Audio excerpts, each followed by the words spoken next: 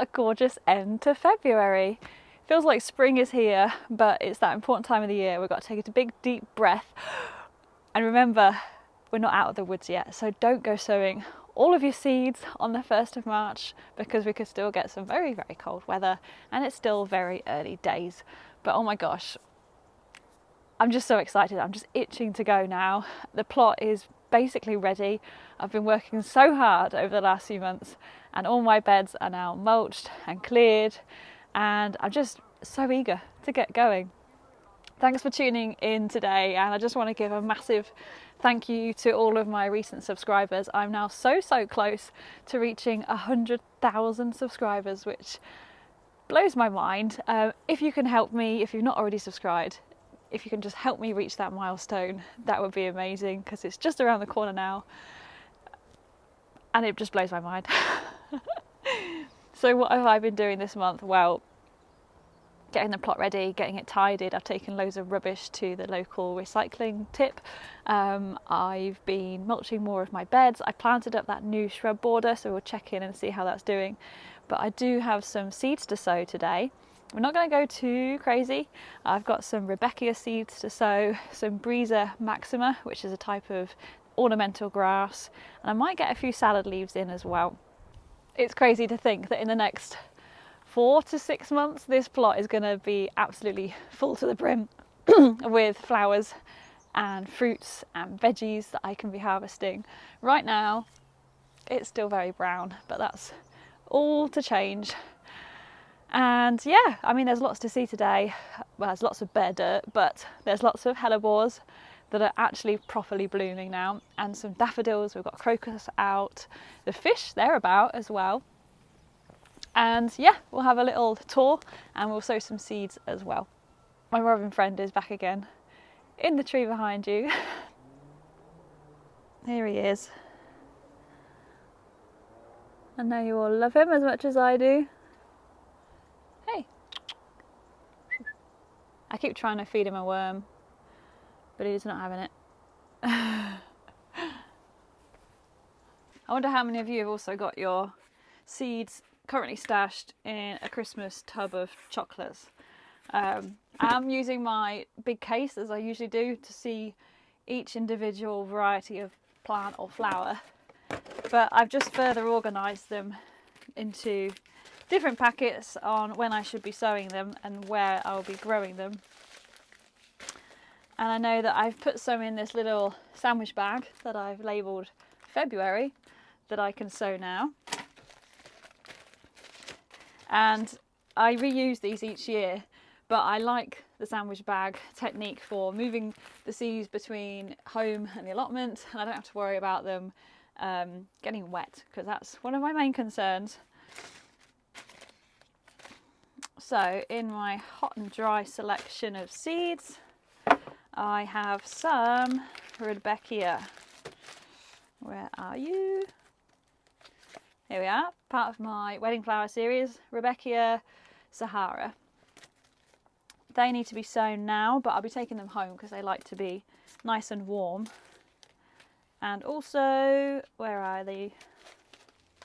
Oh yeah, I've also picked up some grass seed because I've got a few patches on my pathways where the plants flopped over in the summertime, shaded off the grass, and now it's very patchy. So now is actually a great time as we step into spring to sow lots of grass seed.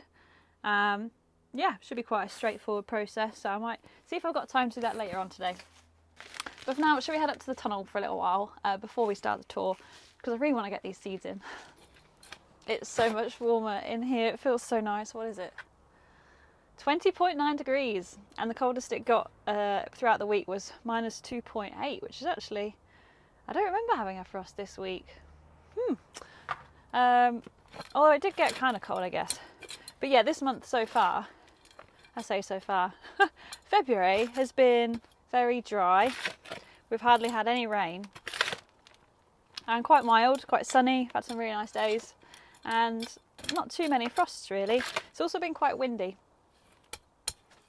Right, let's get some seed trays ready. So first I'm going to sow the Rebecca.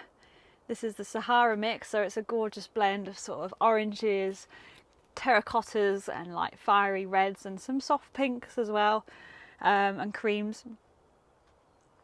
So I'm going to sow these on the surface. They need light to germinate, and then I'm going to take these home, keep them on my heat mat so that they're out of the cold, because they like a lot of warmth to germinate. I've never actually grown these before, so I'm really excited to see how they bloom, but because they take such a long time to germinate and grow, I think a mistake a lot of people make is they actually start them off a bit too late, think that they'll sow it sort of mid to late spring, but I think it's to do with the day length, that they don't have enough time to properly grow and then bloom. So if you've ever had problems with them not blooming, I think that's why. So I'm starting mine nice and early, and they'll be in the warmth at home and where I can keep an eye on them too. So got my seed tray filled, and now I'm going to give it some water to make that compost nice and damp. I've started to plan out my beds for all my wedding flowers now, and I've started to realise I might not have enough seed, because I don't know, you're used to vegetable seeds and things like lettuce, you know, you get like 50, 100, sometimes like 1,000 seeds in a packet, and not quite the same with flowers, particularly the more expensive varieties. So this Rebecca, I think I have about 20 seeds. I might need to get a few more, another packet or two, I don't know. So yeah, these are tiny little seeds. Can you see there? I don't want to drop them. But you know, they're manageable actually, because quite often you get really minute seeds. These are okay. So that's that seed tray done. Oh, I've lost all my labels. Now for the Breezer Maxima, I'm actually going to be using one of these seed individual cell trays that I managed to get from Ashwood Nurseries when I went. They were selling these off for like £1 each, and they're really, really sturdy. They've got a nice big hole there for drainage and for poking the seedling up once you're planting out, and they're fairly deep, and I think this is going to be great. I think you can sow this seed direct, but I'm just going to do it now, because then I can control where it gets planted out, and I've not got the risk of slugs eating the seeds when they come up. Slight change of plan, very similar looking one, but it's much smaller, because I don't think they need to be quite that deep, and it's taking up a lot of compost. Okay.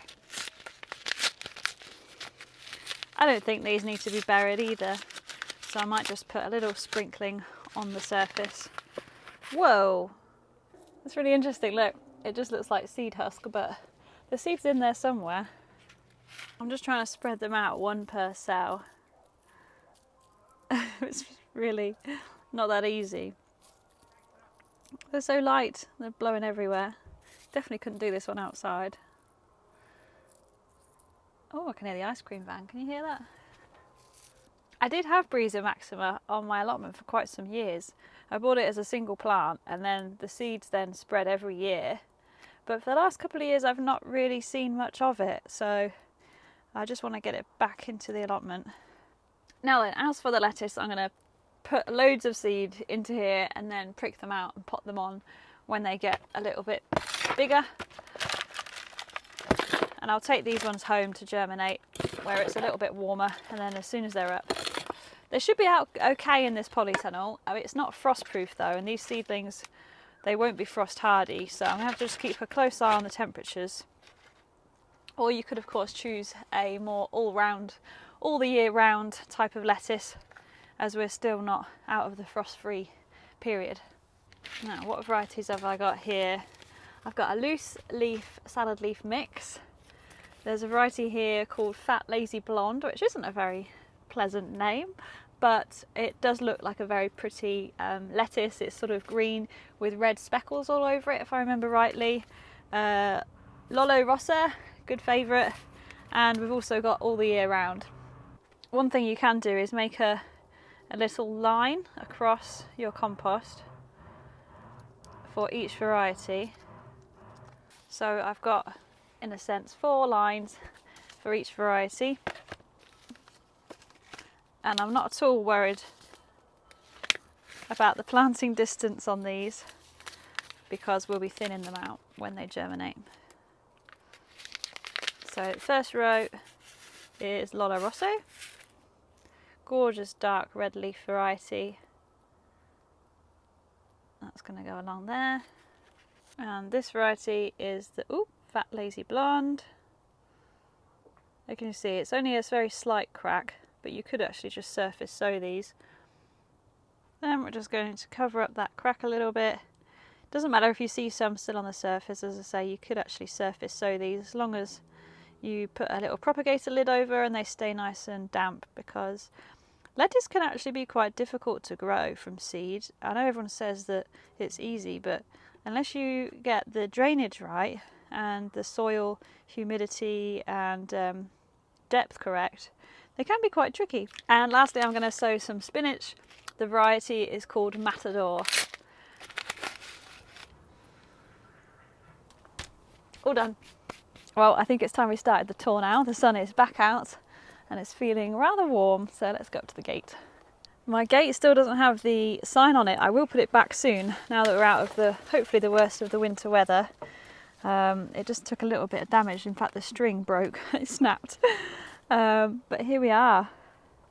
And down at this border, this is the one I made in memory of my grandmother. Everything's starting to come up. All these herbaceous perennials, look. There's a nice sedum that you can easily split and divide at this time of the year, but I don't really need to right now. Lots of clumps of that coming up. And the roses, I can just see the leaves on these are already started to come out after I pruned it.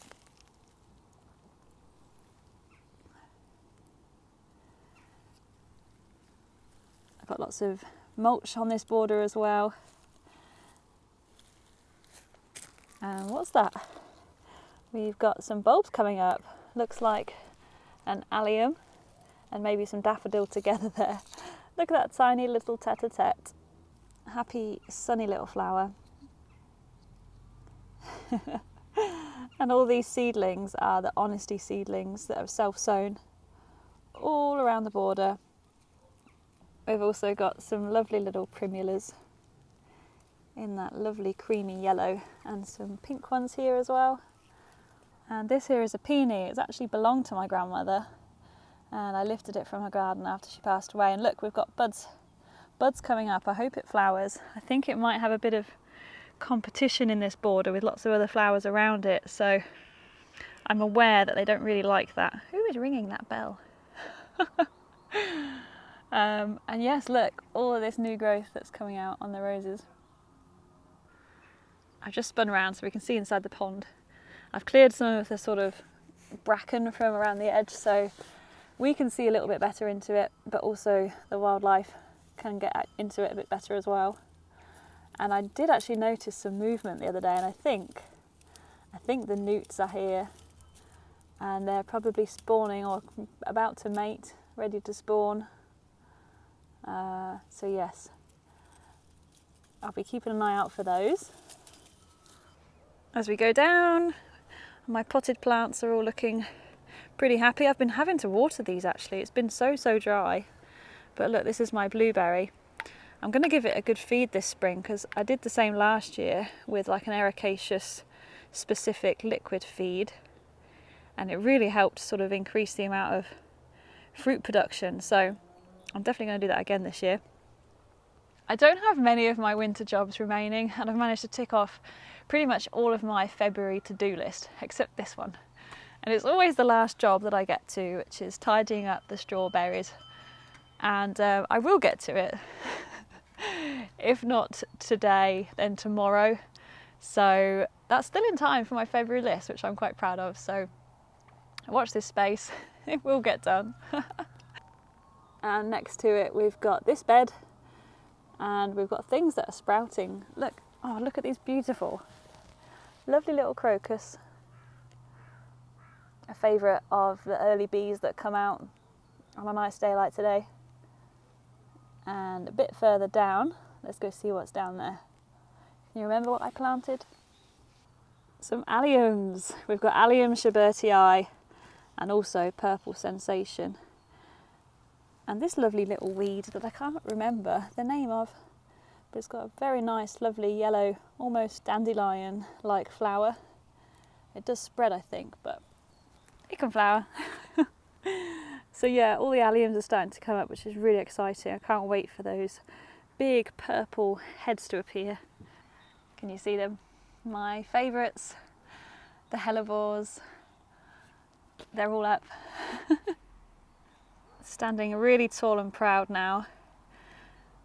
Only thing is, some of the varieties, or most of them, hang their heads downwards, which is great for the bees because it gives them a little bit of shelter from the rain so they can collect the pollen when it's raining, but for us it means we can't quite see their shy little flowers.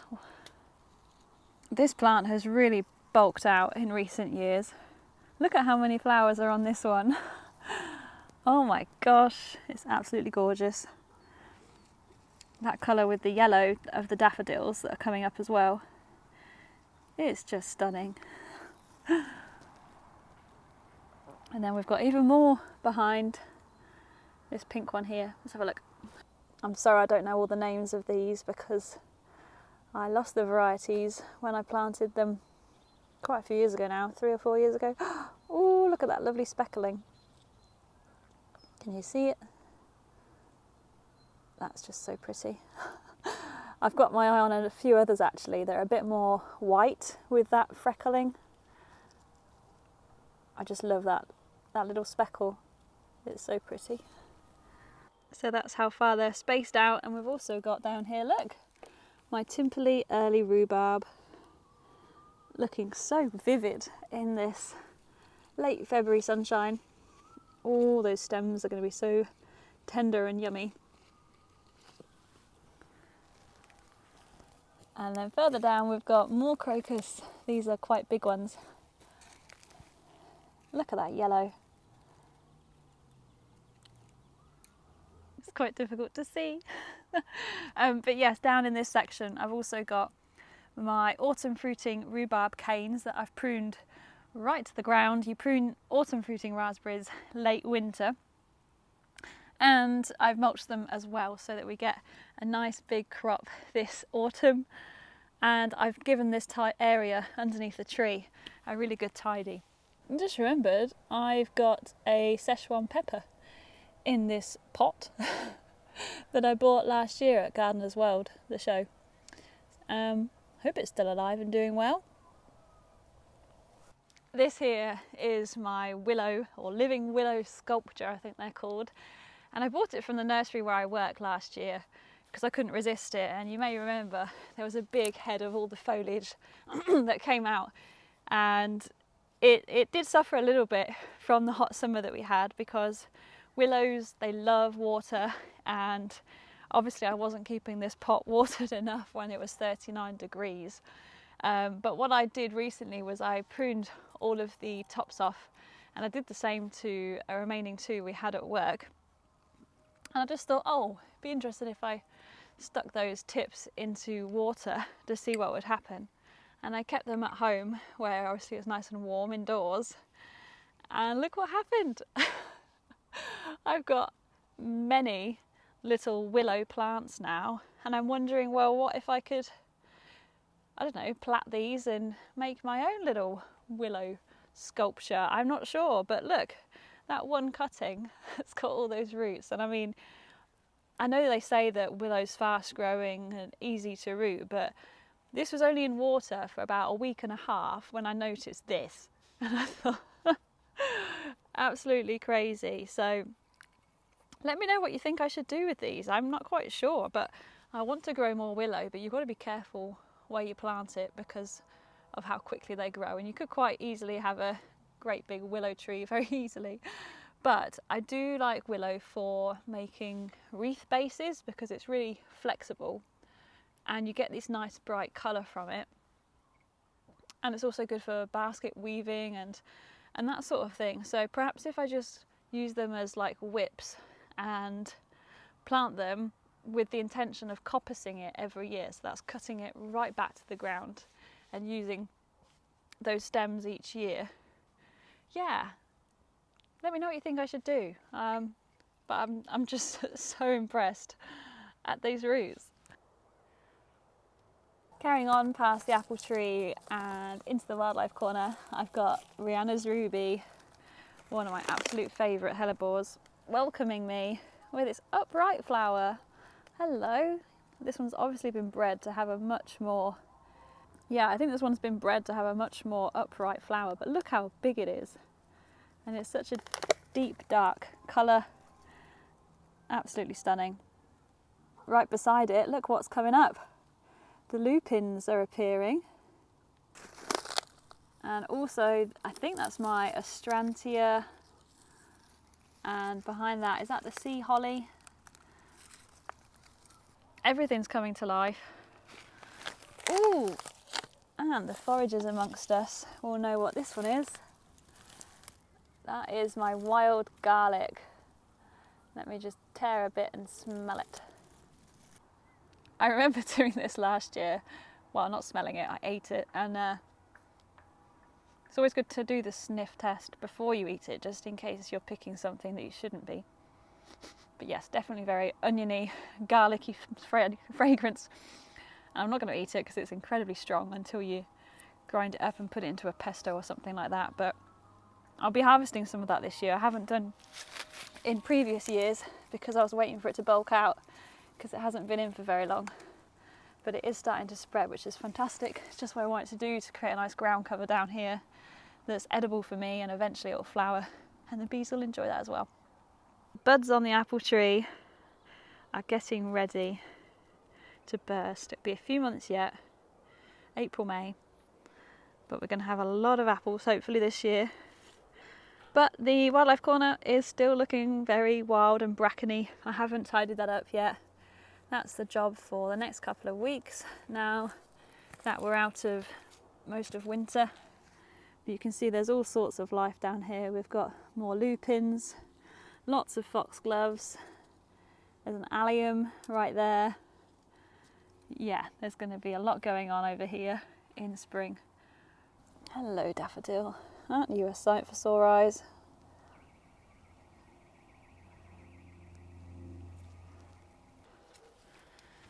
Now, because we haven't had rain in so long, I'm actually going to water some of my pots, particularly the tulip pots, because it's just been so dry. And if you don't have enough water, or if tulips don't have enough water, then they won't bloom. So this is actually a crucial time, if you haven't had any rain, to give your pots and your bulbs just a little bit of water.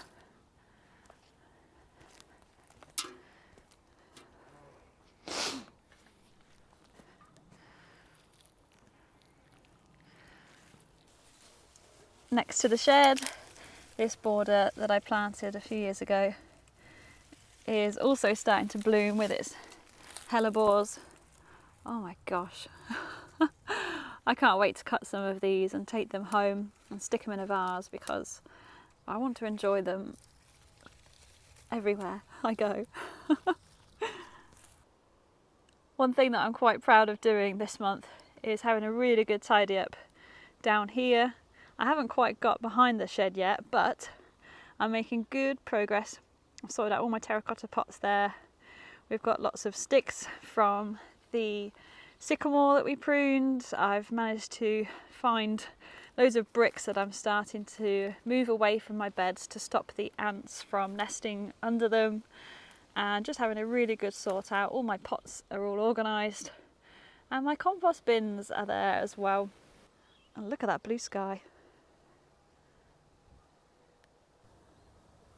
We've got more pots of tulips that are really growing quite quickly now, that also need some water.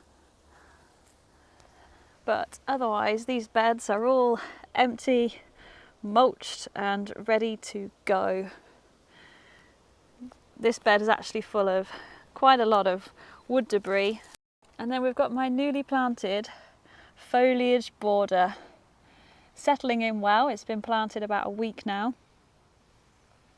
and I will be keeping an eye out on the forecast, making sure that this border gets enough rain and moisture.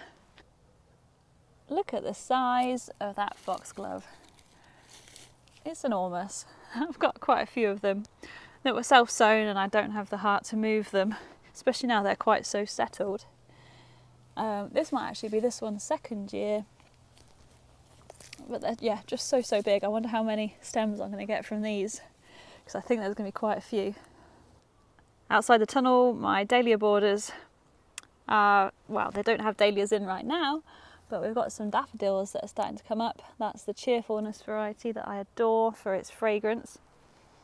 And I did actually give the Origeron a good haircut this month, cut it right back, and this twiggy stuff, the birds actually love to use it, so I leave all the clippings in a pile, but I do take some of it into the shed because it makes fantastic kindling for my Kelly kettle that makes all my cups of tea. But yes, it's a good time now to cut that back hard, because we'll get lots of brand new growth coming up soon, and then before you know it they'll be flowering again with those gorgeous little pinky white daisies. Another big job that I did this month was get up there and climb and prune off all of the sycamore shoots that come off that tree. It's not a job I enjoy doing, but it means I get maximum sunlight to the polytunnel in the sort of afternoon and evening sun. And let's go into the polytunnel where we were earlier. And we've got some seedlings to greet me every time I come in. These Nigella that I sowed early November, all doing really well. These will be ready to either pot up or pot out soon, hopefully. And these are the honesty plants that I also sowed in November, because I was worried that I wouldn't have enough self-sown ones outside, but it turns out I needn't have worried, because there's lots outside and now I've got more here, and I planted some at home in the courtyard garden as well. So we're going to have lots of honesty, which is fantastic, because I'm using the seed heads as part of the wedding flowers. And yeah, we've got the seeds that I sowed earlier. But otherwise, the tunnel is actually a bit of a mess still. This is a job for this afternoon. I'm going to clear out all the old chili plants. My lemon tree, oh look how sad it is. Yeah, I didn't bring it indoors when we had that bitter cold snap, so I think that's a result of that. However, the lime is doing okay. The fig that I keep in here over winter is quite happy. Looks like we've got some buds on there. So that's going to stay here until the risk of frost is gone. Lots of Origeron down there underneath it. And the succulents, I keep these in here over winter so they don't get too wet outside. And they're doing fine. Oh, if you're wondering why I'm touching these so much, it's not just because I like to touch my plants, which I'm sure everybody does. What I'm actually doing is mimicking the wind. And by doing this, it stimulates root growth on the young plants, because it thinks, oh my God, I'm getting blown around. I need to anchor myself down into the ground a bit more. And then that's what it does. It encourages root growth. So it's actually a good idea to do this to your young seedlings to stimulate that growth. I've just climbed up right to the top of the plot where I usually give you the quick spin at the end, and I've spotted this.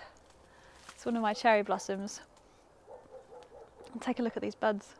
The leaves are starting to come out, and very soon those buds are going to pop into the most beautiful little blossoms, and it's all over the tree this year. Oh my gosh, I can't wait for spring to officially arrive. And above me there, can you see all those yellow catkins?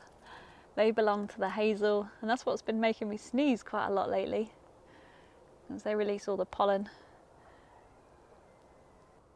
Whereas my edible cherry, that I very rarely get many cherries from because the birds get them and I always forget to net it, is covered in buds also. So maybe this year I remember to get some of those. You can get like special sleeves that go along tree branches rather than using nets. I really despise using net on the allotment because birds can get stuck in it.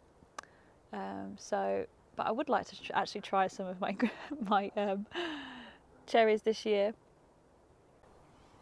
Let's go for a wide angle this time. Here we are. Here's the plot at the end of February 2023, and I'm feeling good. Well, I think that's about everything that I was going to share with you today. So thanks for joining me, and thanks and hello to all my recent subscribers as well. It's so nice to have you here and part of our little gardening community that we have. Do drop me a comment, tell me whereabouts you are in the world. We'd all love to meet you. It won't be long now until we're sowing all the seeds. In middle of March, in a couple of weeks' time, I'll be starting off my tomatoes. I already have my chilies on the go. They are growing in my indoor setup at home where it's nice and toasty and warm. Do let me know what seeds you'll be sowing first, or perhaps you've already got a couple on the go. I know some of you might still be in the depths of winter and maybe even under like a blanket of snow, and I'm really sorry if that's the case for you, but hopefully this video might have given you a little bit of light relief and a reminder that spring will soon be here, and I hope it does come around for you quite soon. Thanks for watching, and do subscribe, help me reach that 100,000 subscriber milestone, which I really can't believe is about to happen. I'm gonna go now and tidy up that polytunnel, but thank you very much for watching, and I'll see you real soon in the next video.